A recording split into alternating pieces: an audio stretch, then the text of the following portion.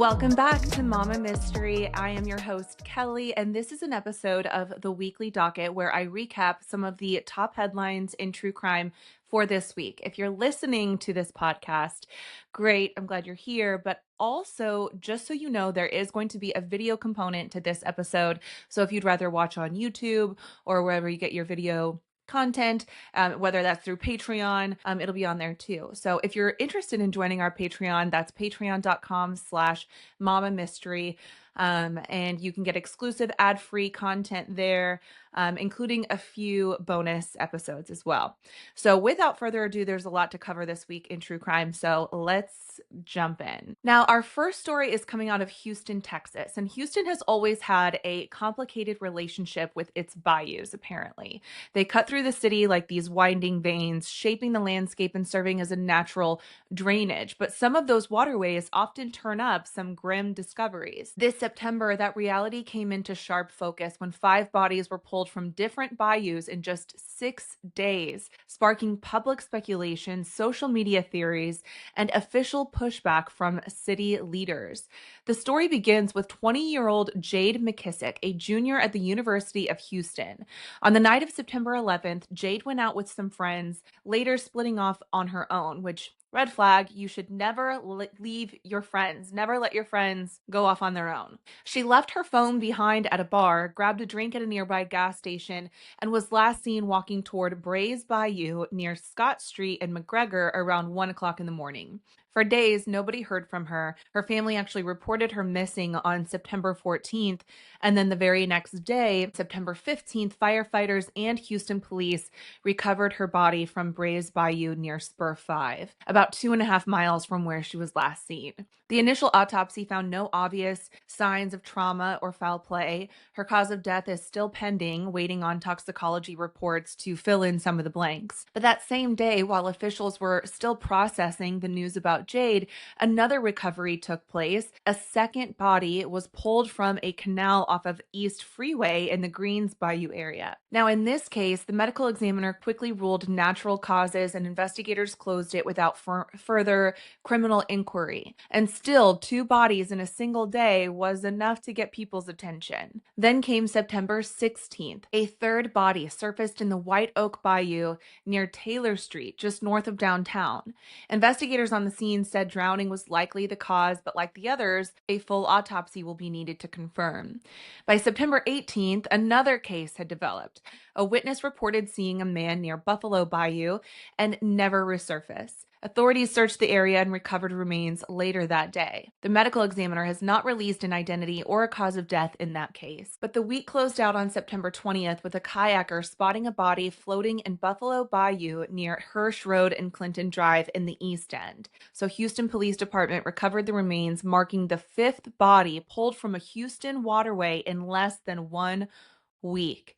And in the age of TikTok and quickfire theories, it didn't take long before rumors of a serial killer along the bayous began to spread online. Some users dubbed the supposed predator as the Rainy Street Ripper, drawing connections between the clustered discoveries, if you will. But city officials were quick to shut down those theories, and Mayor John Whitmire and Police Chief J. No Diaz both said that there is no evidence connecting the cases. They pointed out that Houston's waterways are inherently dangerous and often the sites of drownings, accidents, or natural caused deaths. The numbers do seem to back that up.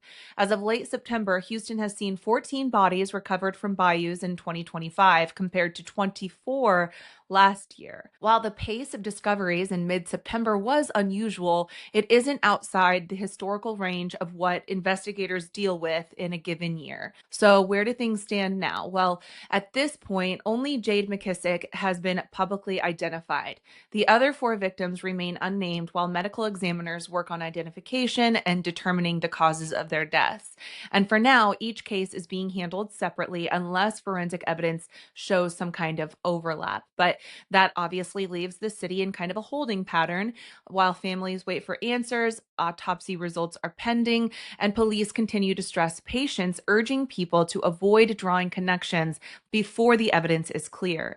And the bayous, as always, keep their secrets That is until the next discovery brings Houston's attention back to the water. Our next story is coming out of Wasilla, Anchorage, Alaska. In 2023, 18-year-old Ataja Banks vanished from Anchorage, Alaska. She was last heard from in mid-September of that year, and when her family could no longer reach her, they reported her missing in October. Ataja's disappearance left more questions than answers. There were no major leads, no confirmed sightings, and little progress made for months. Her case slowly shifted from a missing persons alert into what looked like a cold case, though her family never stopped pressing for answers. Well, that changed 2 years later when on September 4th of 2025, human remains were discovered near Moose Meadows Road in Wasilla, a wooded area outside of Anchorage. The Alaska State Troopers, already familiar with Ataja's case, quickly involved the state medical examiner's office, and after forensic testing, authorities confirmed what her family had feared for years, that the remains did in fact belong to Ataja Banks. With that confirmation, the case officially moved from a missing person file to a homicide investigation. Investigators haven't shared many details about what led them to classify her death as homicide, but the shift means they found enough in the condition of the remains or the surrounding scene to believe that her death was not accidental. Autopsy work is still ongoing to determine the exact cause. The focus now is on building out a timeline of Ataja's final days. Detectives are working backwards from September of 2023, reviewing her last known communications, movements, and relationships. They're also combing through missing persons reports and tips that came in over the years, hoping to connect them with what they've now uncovered. Authorities say they are especially interested in witnesses who might have seen her near Wasilla around the time that she disappeared, or anyone who noticed suspicious activity in the area where her remains were eventually found. And for the Banks family, the discovery brings a measure of clarity but not closure, because after 2 years of uncertainty, they now know what happened to Ataja, but not why, and not who is responsible. Police have not named any suspects publicly, and they haven't confirmed whether they have any persons of interest. And that silence kind of suggests that the investigation is still in its early, delicate stages where leads are being chased but just not made public. In Alaska, missing persons cases often face extra hurdles. Because of their vast wilderness, harsh weather, and isolated terrain, it can make searches incredibly difficult, and it's not uncommon for bodies to go undiscovered for months or even years. Ataja's case fits into that reality, and she disappeared in Anchorage, but her remains were found miles away in Wasilla, raising new questions about how she got there and whether she was taken against her will. So as of now, the homicide investigation remains active, and authorities are asking the public for tips. Anyone with any information, even small details from 2023 that might have seemed insignificant at the time, could help fill in some of the gaps. Our next story brings us to Long Island, New York, where the Gilgo Beach murders have haunted Long Island for more than a decade. In 2010 and 2011, police searching the area for a missing woman stumbled onto something far larger, a cluster of human remains scattered along Ocean Parkway near Gilgo Beach. Over time, the number of victims linked to that area grew, with at least 10 sets of remains tied to that case. The sheer scale and brutality earned the case national attention and the nickname the Long Island serial killer. For years, progress was really slow. Leads ran dry, suspects came and went, and the case lingered without any resolution. But that changed in July of 2023 when investigators arrested Rex Heuermann, a 59-year-old architect from Massapequa Park. He was charged with murdering 3 women, Megan Waterman, Melissa Barthelemy, and Amber Costello, all of whom disappeared in 2009 and 2010. A fourth victim, Maureen Brainard Barnes, was later added to the indictment, and by 2025, the state was preparing to tie Heuermann to even more victims. The defense team pushed back. They argued that the cases should be split into separate trials, one for each victim or group of victims. And their reasoning was simple, that the evidence is different for each woman, and combining them could confuse a jury or unfairly bias them by stacking the allegations together. If a juror wants to hear evidence from one victim's case, the defense worried that they might assume guilt across all the charges. So this past week, a New York judge rejected that request. Heuermann will now face a single consolidated trial covering 7 murder counts. Prosecutors argued, and the judge agreed, that the cases are too closely connected to separate. The women disappeared under similar circumstances, worked in similar professions, and their remains were all discovered in the same area of Gilgo Beach. Investigators also believe they have overlapping evidence with burner phone records, DNA testing, and even surveillance that ties Rex Heuermann to multiple victims. So the ruling is a major win for the prosecution. A consolidated trial allows them to present their case as a cohesive story, like a pattern of behavior stretching over years instead of fragmenting it into separate courtrooms. It also means witnesses and families won't have to relive the trauma multiple times in different trials. So for the defense, this ruling makes the fight ahead much harder. They now have to prepare for a courtroom where jurors will hear about all 7 victims at once. Their strategy will likely focus on discrediting forensic evidence, such as new DNA techniques that prosecutors want to introduce, which is always kind of a risky move because anytime you're introducing any kind of new technique, it allows for the defense to poke holes in that and basically question its credibility. But they're also going to be poking holes in the narrative that all the cases are connected. They had also tried to exclude some of the state's DNA testing by arguing that the lab handling was not properly permitted, but that motion was denied as well. As it stands, the pretrial schedule is moving forward. The judge has set January 13th as the deadline for all pretrial motions, and after that, the trial date will be set. No firm trial date has been announced yet, but given the scope of the case with 7 victims, hundreds, if not thousands of pieces of evidence, and of course, years of investigation, jury selection and testimony will likely stretch for months once it begins. For the families of the victims, this latest decision feels like a step toward answers in a case that's been stalled for more than a decade. And for Rex Heuermann, it means one unified trial where the state will attempt to prove that he was the predator haunting Long Island's beaches for years. Now, I've never done a deep dive on this case. I have watched some documentaries. I believe there's one on Hulu or Peacock. One of them, it's about living with a serial killer. Like, that's not the name of it, but that's like the premise because the documentary mostly focuses on interviewing Rex's wife and children who don't believe that Rex could possibly be responsible for all of these murders. It's very eerily similar to the BTK situation where he just truly led on this double life. But if you guys are interested in a deep dive on that, please let me know in either the comments of this episode or you can let me know on mamamystery.com. You can scroll down to a white box where you can leave me a message. If you want me to know who you are, though, make sure you write on the message who you are and where you're from because otherwise it will be anonymous. Now, our next story is out of Waldorf, Maryland, where just a week ago, 34-year-old Rondale Dickerson and his fiancée, Shelaya Broadwater, who's 40 years old, were celebrating their engagement. And now Dickerson is in custody, accused of murdering the very woman that he had just proposed to. The case unfolded in a suburban community about 30 miles south of Washington, D.C. on September 16th of 2025 when Charles County Sheriff's deputies were called to a home on Hanover Drive for a reported stabbing. When they arrived, they found Broadwater suffering from multiple stab wounds. Paramedics rushed her to the University of Maryland Charles Regional Medical Center, but she later died from her injuries. Investigators quickly focused on Dickerson, who was at the scene, and according to charging documents, the couple had been arguing inside the home when the fight escalated into violence. Police alleged that Dickerson pulled a knife out and stabbed Broadwater several times in her torso. Deputies say Broadwater's teenage son was present during the attack and ran to get help. Neighbors later told reporters that they were shocked. They had seen the couple celebrating recently, with posts on social media showing Shelaya happily showing off her engagement ring. And by all outward appearances, things were looking up. So the sudden turn to violence has just left family, friends, and neighbors totally stunned.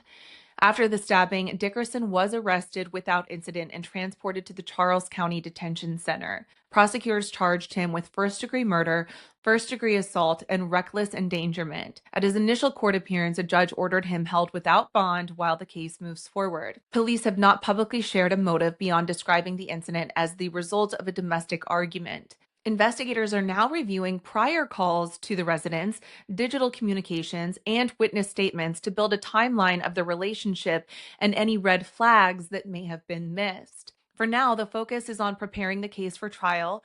Prosecutors will likely lean on witness testimony, including that of Shalaya's son, physical evidence from the crime scene, and any history of domestic disputes. Defense attorneys have not commented publicly on how they intend to approach the charges, but what stands out in this case is obviously just how quickly it spiraled. One week, Shelaya is announcing her engagement, and then days later, her own fiance takes her life, allegedly. But the investigation is ongoing. Authorities are treating this as a clear case of intimate partner violence turned deadly. Now, this last story is gaining a lot of traction on social media. I've seen a lot of people talking about it, and it brings us to Dallas, Texas. On the morning of September 10th, an ordinary workday at a small Dallas motel turned into one of the most brutal crime scenes that the city has seen in years. Chandra, Mooley, or Bob Nagamallaiah, I think that's how you say it. The 50-year-old manager of the downtown suites in Dallas was attacked and killed by one of his own employees. And the assault unfolded in front of his wife and son, and the details are almost too shocking to believe. So Bob had lived at the motel with his family, running day-to-day operations while also keeping the property in order. That morning, he confronted a coworker, 37-year-old Jordanis Cobos Martinez, about using a washing machine that had been out of order. So because Martinez spoke limited English, another female employee tried to translate. And instead of diffusing the situation, the translation seemed to more so inflame it. Witnesses later said that Martinez grew angry, feeling insulted that Bob would not address him directly, and he stormed out of the laundry room in frustration.